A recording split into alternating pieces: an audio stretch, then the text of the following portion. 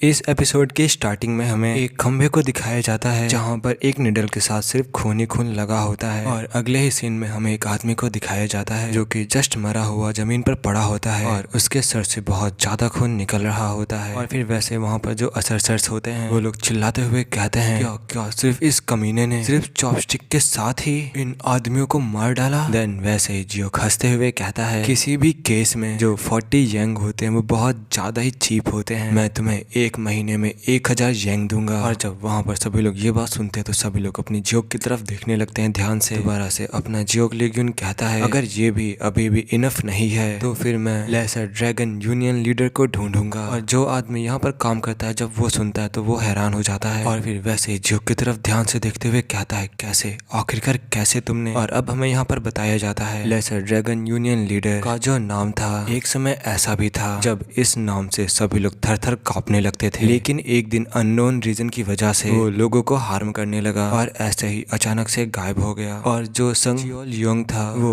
उन लोगों में से एक था जो अपने परिवार को खो चुका था। तब से वो बदला लेने के लिए भटक रहा था और उस आदमी को ढूंढ रहा था जिसने उसकी फैमिली को मारा था, लेकिन वो उसे नहीं ढूंढ सका। और नया परिवार शुरू करने के बाद उन्होंने एक नॉर्मल इंसान की तरह जीने का फैसला किया। देन वैसे ही जो 3 हेडेड का जो लीडर होता है वो उन सबसे कहता है, उसने कहा कि वो आपके लिए कोई इंसान ढूंढेगा और तुम्हें हर महीने 1000 येंग भी देगा। और क्या तुम सचमुच ऐसा मानते हो कि वो आदमी जो बोल रहा है वो करेगा भी। और जब चेरियन इन सब की बात सुनती है तो उन सब की तरफ देखते हुए अपने मन में कहती है शायद इसलिए क्योंकि ड्रैगन ग्रैंड टूर्नामेंट का आखिरी मैच जियोक के फॉर्मेशन आर्ट द्वारा बनाए गए एक इल्यूजन में दिखाया गया था। जीतने के बाद भी जियोक पिछले विनर्स की तरह भयभीत नहीं दिख रहा था। दोबारा से 3 हेडेड लीडर कहता है वैसे भी सिर्फ तुम्हारे पास 2 ही ऑप्शन है, या तो तुम हमारे अंडर काम करो या फिर पैसे को पे करो। अगर इनमें से कोई भी चॉइस तुम्हारे पास नहीं है तो फिर तुम इस जगह को छोड़ देना और फिर तुम सड़कों पर ही रहना, इसके बाद तुम्हारे पास कोई भी रास्ता नहीं होगा। और जब सॉन्ग ये बात सुनता है तो वैसे ही अपनी नाइफ को टाइटली पकड़ते हुए अपने मन में कहता है मैं अपने लिए अब और भी ज्यादा दूसरे इंपॉर्टेंट लोगों को नहीं खो सकता, लेकिन क्या ये सचमुच आज के साथ खत्म हो जाएगा।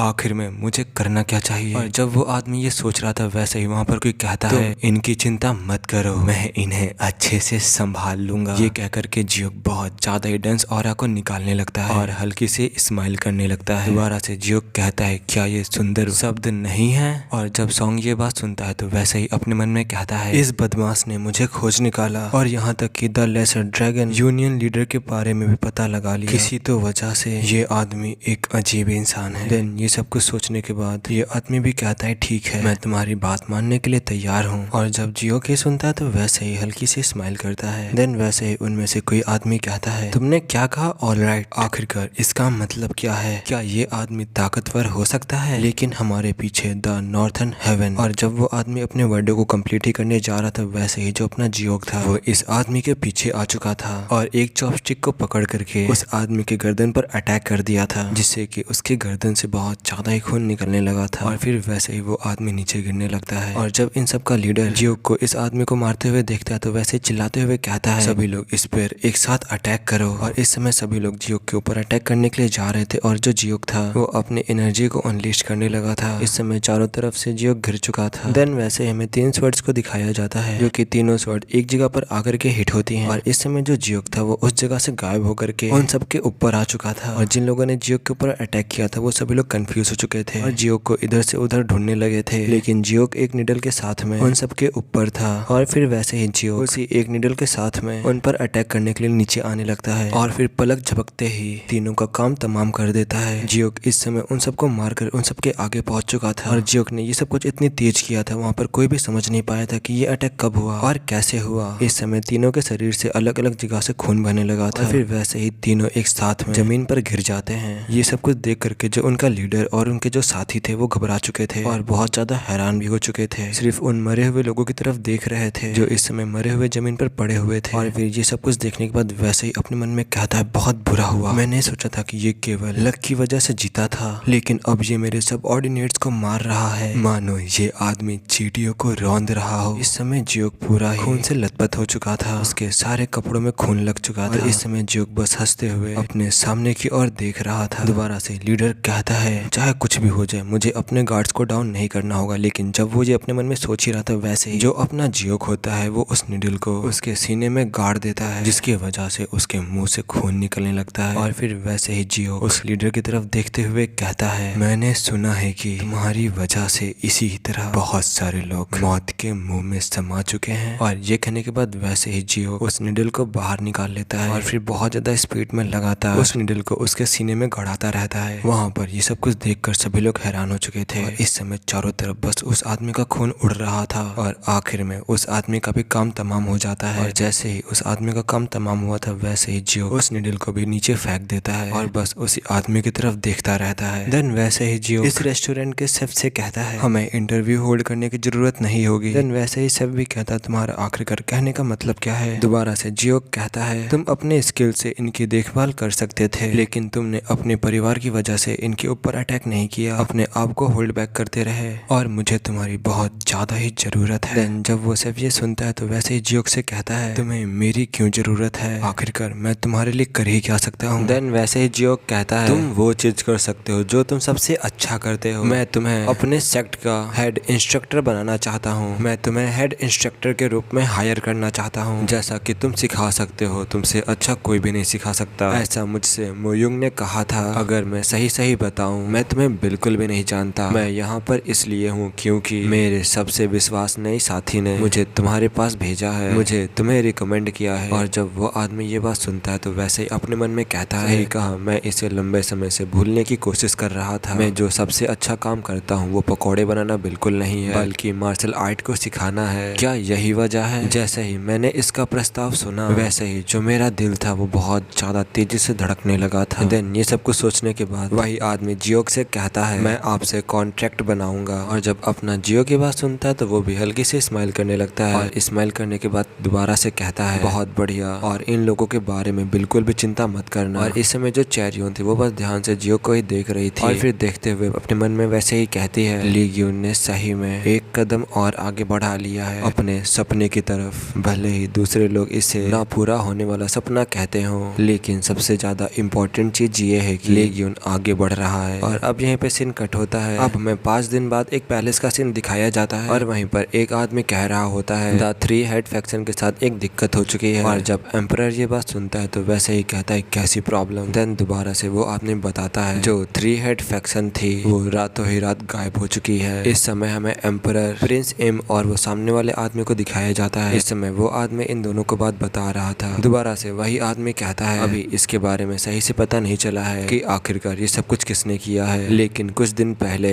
एक लड़के का 3 हेडेड फैक्शन के साथ झगड़ा हुआ था और उस लड़के को सभी लोग कहते हैं जियोक लीगियन। वो हेवनली ड्रैगन ग्रैंड टूर्नामेंट का विनर है। और जब एम्परर ये बात सुनता है तो उसी आदमी की तरफ ध्यान से देखते हुए कहता है, क्या दोबारा से वही लड़का? आखिरकार वो आदमी कितना ही सस्पिशियस है। ये न केवल अजीब था कि जिस व्यक्ति के बारे में हमने कभी नहीं सुना था उसने हेवनली ड्रैगन ग्रैंड टूर्नामेंट को जीत लिया, लेकिन जब हमने उनके पेरेंट्स के बारे में इन्वेस्टिगेट किया तो हम लोग उनके बारे में भी कुछ नहीं जान पाए। देन वैसे ही जो प्रिंस इम होता है वो अपने फादर से कहता है, क्या ये एक बेकार फैमिली नहीं है? इस समय एम्परर ध्यान से अपनी बेटी की बात सुन रहा था। दोबारा से उसका बेटा कहता है, मैंने मिस जोंग को कुछ दिनों में होने वाली the up and coming youngster meeting में इनवाइट किया है, इसीलिए मैं उन्हें दिखाऊंगा कि आखिरकार उसकी सीमाएं कहां तक हैं, उसकी लिमिट कहां तक है, उसकी असली औकात को दिखाऊंगा। और अब यहीं पे सीन कट होता है। अब हमें एक बहुत ज्यादा सुंदर जगह को दिखाया जाता है जहाँ पर बहुत सारे टेबल्स रखी होती हैं और वहाँ पर बहुत सारे लोग आए हुए थे और वहीं पर अपने चेरियन और जियोक भी थे जो कि साथ में बैठकर डिनर कर रहे थे। देन वैसे ही चेरियन जियोक से कहती है, क्या उन्होंने ये नहीं कहा था कि सिर्फ यहाँ पर the up and coming youngster gather होंगे, लेकिन यहाँ पर जो लोगों का नंबर है वो बहुत कम है। वैसे ही जियोक कहता है, यहाँ पर उन लोगों को गैदर किया गया है जो बहुत पावरफुल फैमिली से बिलोंग करते हैं और उनके साथ कनेक्शंस को बनाने के लिए। तो ये एक हिसाब से देखा जाए तो ये सिर्फ केवल एक पॉलिटिकल इवेंट है। देन वैसे ही चेरियन अपने पीछे देखती है, पीछे देखते हुए अपने मन में कहती है, क्या इसीलिए यहाँ पर सभी लोग बहुत अच्छी अच्छी ड्रेसेस को पहन कर आए हैं? लेकिन लीगियन ने तो कहा था कि वो यहाँ पर नहीं आएगा क्योंकि यहाँ पर बच्चे आएंगे, लेकिन आखिरकार लीगियन यहाँ पर क्यों आया है? लेकिन जो इस समय जियोक था आराम से अपना खाना खा रहा था। देन वैसे ही चेरियन किसी को नोटिस करती है और एक साइड की तरफ देखने लगती है और फिर वैसे ही कहती है, आखिरकार यहाँ पर होने क्या जा रहा है? देन वैसे ही हमें वहाँ पर एक आदमी को दिखाया जाता है जिसका नाम बाइक सेंगी होता है और ये the northern heaven supreme family inner hall का वॉइस लीडर है। देन वैसे ही इनर हॉल वॉइस लीडर कहता है, आज रात के बैंकेट का सबसे एंटिसिपेटेड मोमेंट आ चुका है। आज 2 स्पेशल गेस्ट ने हमें ज्वाइन किया है। वे कोई और नहीं बल्कि इस साल के ड्रैगन एंड फिनिक्स टूर्नामेंट के ड्रैगन और फिनिक्स हैं। साउथर्न पीक अलायंस के यंग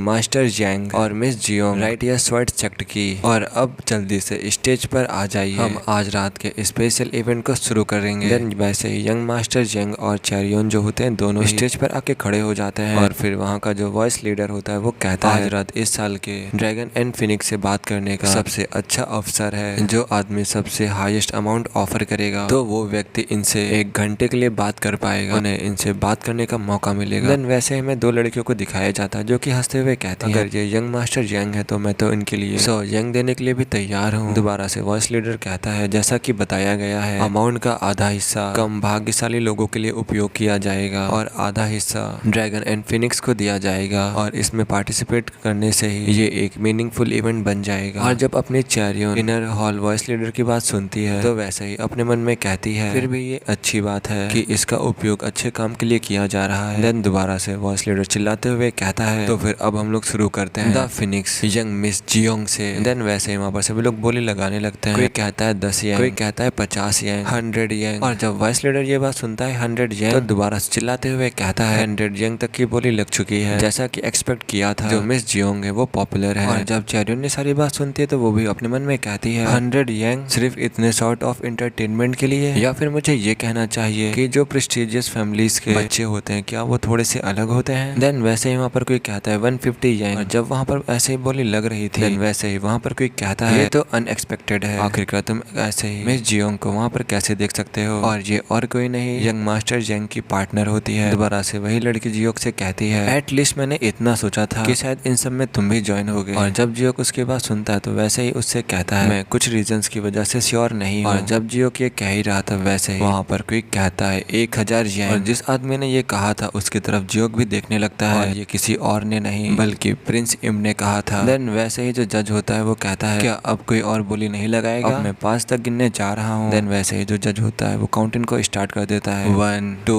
और इस समय जो यंग मास्टर इम था वो बस जियोंग को ही देख रहा था, जियोंग को देखते हुए स्माइल कर रहा था। और जब जियोंग उसको देखता है हंसते हुए तो वैसे ही जियोंग भी हंसते हुए कहता है तो ये तुम थे।